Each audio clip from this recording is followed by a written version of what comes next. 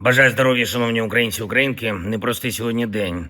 Був знову російський удар, балістика, 18 тільки балістичних ракет. Ще крилаті ракети, ударні дрони. Частину вдалося збити. Тільки перехоплювачами і тільки шахедів було збито 64, але були влучання, на жаль.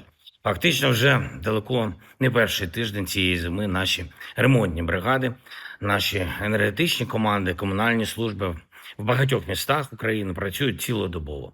Погода додає викликів, надзвичайних викликів. Важливо, що стільки наших людей працюють фахово, відновлюють постачання, стараються забезпечити життя. Прем'єр-міністр Юлія Свериденко та урядовці в постійній комунікації з очільниками областей готові допомагати громадам, так як це необхідно в цій ситуації, але громади мають бути самі максимально активними. Багато залежить саме від того, чи фахово побудована робота в містах. Дякую саме тим очільникам громад, які в своїх громадах, які з людьми дійсно допомагають, і про яких люди можуть сказати, що вони дійсно поруч та ефективні.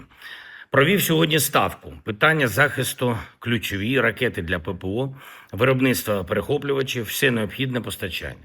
Контракти, фінансування, повністю це ми забезпечуємо. Важливо, щоб було реальне та вчасне виконання усіх домовленостей з нашими партнерами. Програма Pearl потребує наповнення, і в січні зроблено ще недостатньо. Це завдання для всієї нашої дипломатичної команди, як Офісу президента, так і МЗС. Говорив з конгресменами США Лінсі Гремом, Річардом Блюменталем, вдячний за незмінну двопартійну підтримку Конгресу.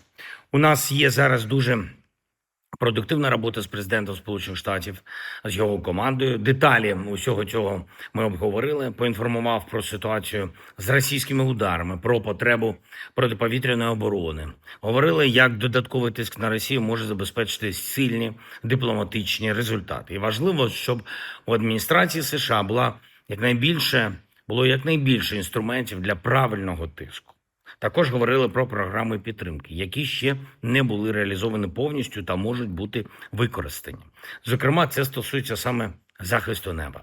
Продовжуємо готувати документи з Америкою щодо гарантій безпеки, щодо відновлення.